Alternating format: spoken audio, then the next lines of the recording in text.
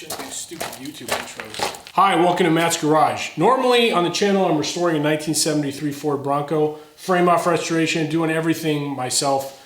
Today we're focused on the 1998 Jeep Wrangler TJ. If you're a Jeep TJ owner and you clicked on this video, you're probably having a problem with the Jeep shuddering or bucking when you're taking off in first. It's described a lot of ways on the different forums and internet posts. So I took a video of the condition and I'm going to show it to you here. I'm on a bit of an incline in my spiffy work shirt. Okay. Did you hear that shuddering? Sometimes it's worse than others. I'm going to do it again this time. You're going to see my feet and the pedal, see what that does.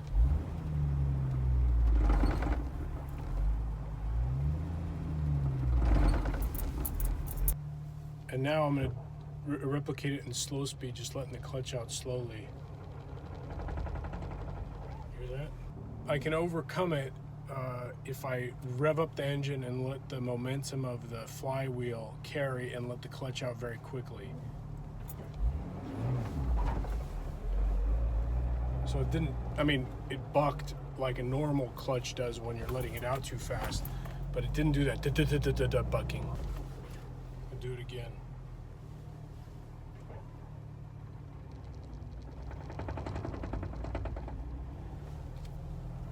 No bueno.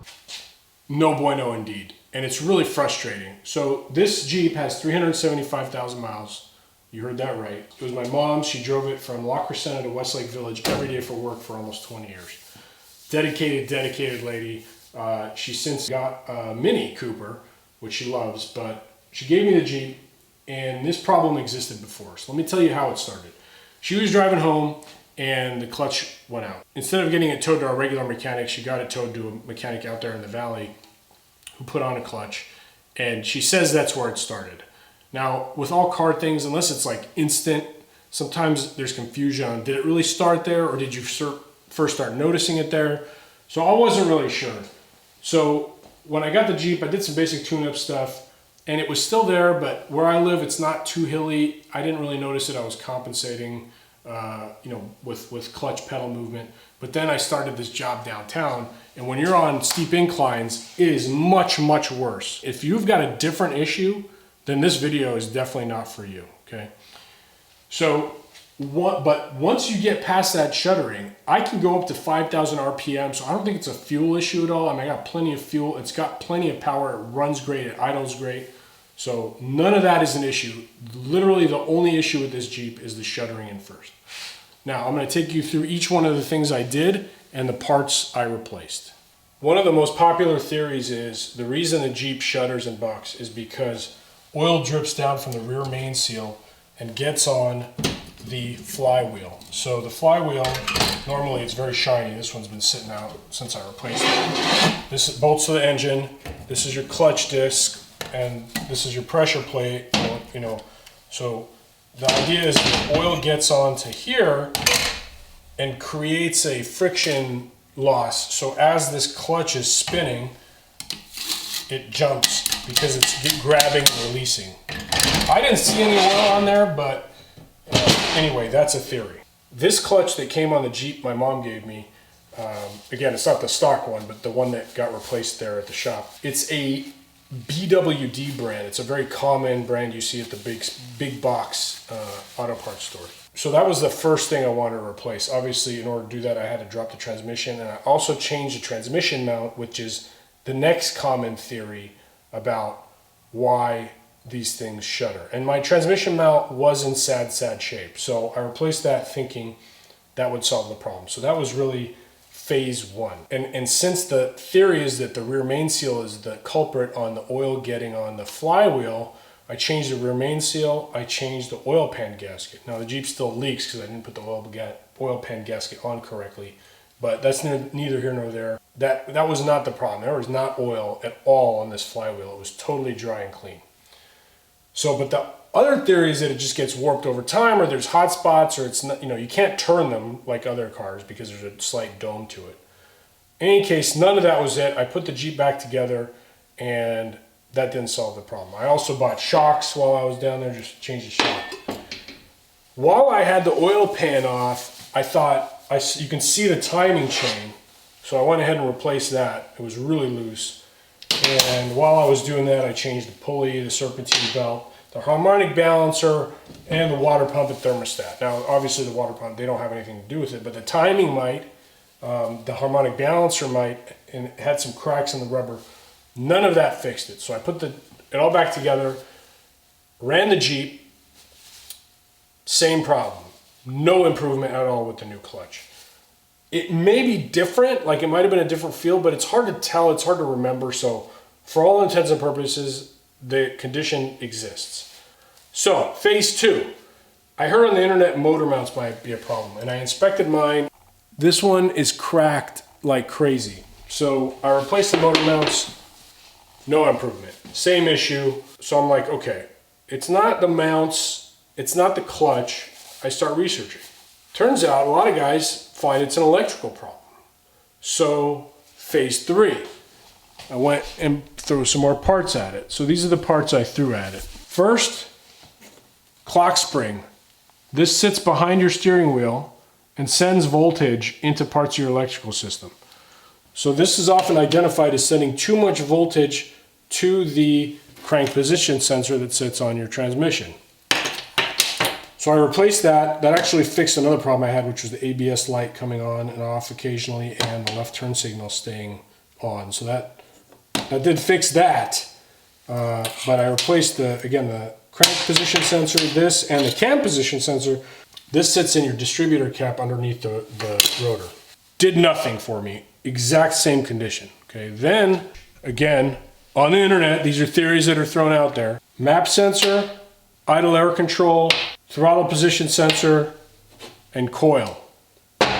That made no difference. So I also cleaned out the throttle body like crazy, replaced the throttle body gasket while I was at it, replaced the valve cover gasket. So that's yet another theory that's thrown out there, that the valve cover gasket leaks oil onto the flywheel. And even though I don't think there was any oil on the flywheel from this stuff, I replaced it anyway just to be safe.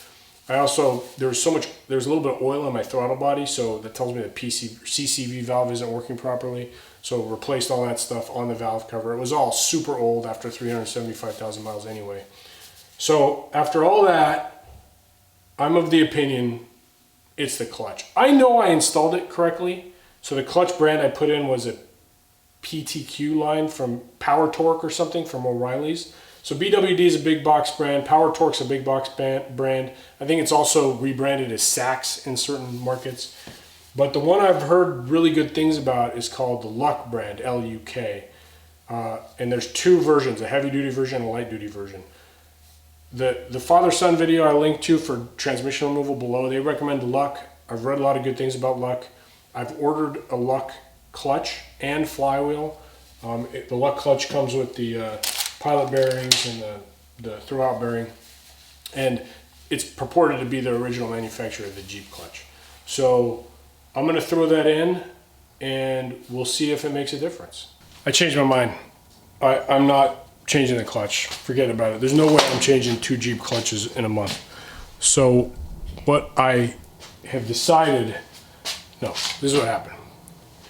My cousin has a boyfriend.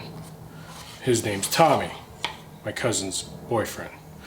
And they were over and we went for a ride. And I said, you know what, Tommy, drive the Jeep. Let me look under it. So he drove it and I saw the pinion just jumping when it was bucking. The transmission was steady.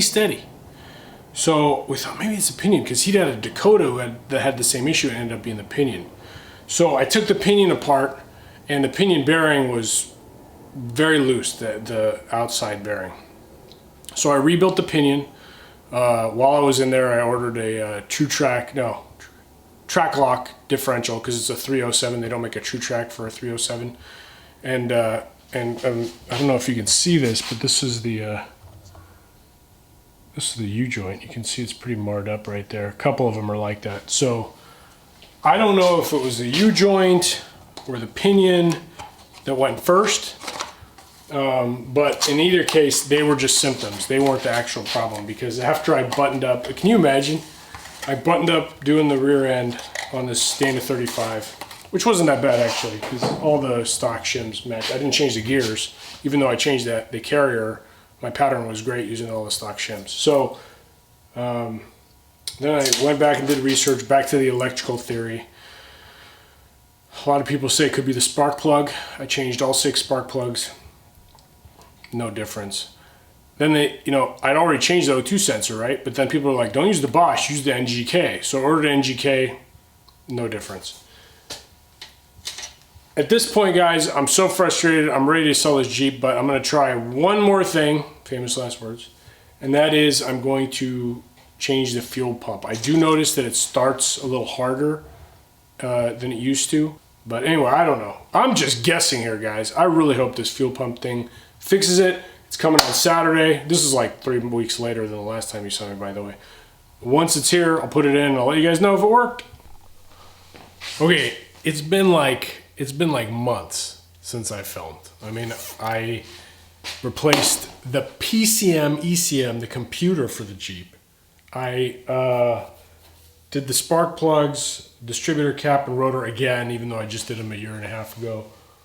And I did the fuel pump. 0 difference in any of it. So finally I gave up and I took it to the Toyota dealership, the Jeep dealership. And they had it for a week.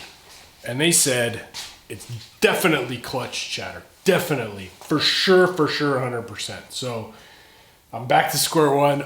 Even though I'd returned that luck clutch and flywheel, I ordered it again. I have it here. I ordered a metal throwout bearing. And while I'm at it, I'm also putting on a new exhaust because a lot of guys say catalytic converter clogging is a problem, although I doubt that's the problem here. But the exhaust is getting pretty old, so I'm going to put the exhaust on too. So if this works, it's either the exhaust or the luck clutch. Guessing it's going to be the clutch if it gets fixed. But this is the second clutch I'm putting in this Jeep. Not happy about it. Wish me luck. I wanna change the oil pan gasket while I'm doing this, and the back side of the oil pan gasket, for those of you who've done it, is a pain to get to. So what I've done is I basically made this lifting tool that will slide over the head gasket here and hold the engine up with my engine hoist, so I can, when I have the flywheel off, I've got great access to the back of that oil pan gasket, and I'll be able to get that seated real well. So I'm just gonna drill a hole here. I've got some connectors for hoisting it up, and then it'll be nice because then I won't have jack stands in my way underneath either. Well, that took about 12 hours. The Walker exhaust from Summit, or whoever provides it, it didn't fit. I had to weld and cut and weld the hangers and stuff, but it's in. I dropped the transmission off of the transmission jack with the strap. Just kind of got away from it. Spilled all the fluid. That was a big mess, but put it back on. Hopefully it's not damaged. Everything else went together as expected. Oh, I still got to do the rear drive shaft. All right, I'm almost done. And then in the morning, I'll test drive it.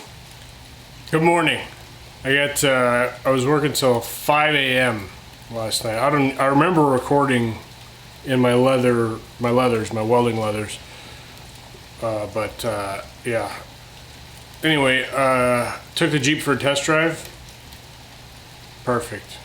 I mean, it's like buttery smooth. It's amazing. It's amazing, actually. So there you have it. I know this was like a long journey to get here.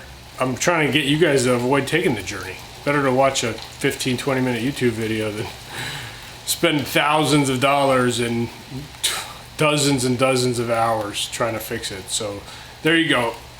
In the end, it was either the clutch or the catalytic converter. I ordered a Luck clutch off of Amazon and the Luck master cylinder, the Luck flywheel, and then I ordered an all metal throwout bearing because people say sometimes the plastic ones go bad. And when I was cleaning I replaced the front seal on the AX15 while I was at it, and I kind of took a really fine 600 grit sandpaper and cleaned the shaft that the throwout bearing rides up and down. And where did I get the catalytic? The exhaust was from Summit. Full kit for the Jeep 4.0. So there you have it. One of those two things, I suspected was the clutch. And of course it was the last thing I checked because I'd already replaced the clutch. So don't go with the big box auto parts stores on the clutches. Go with the Luck clutch that originally made the clutch for Jeep. All right, see you next time on Matt's Garage.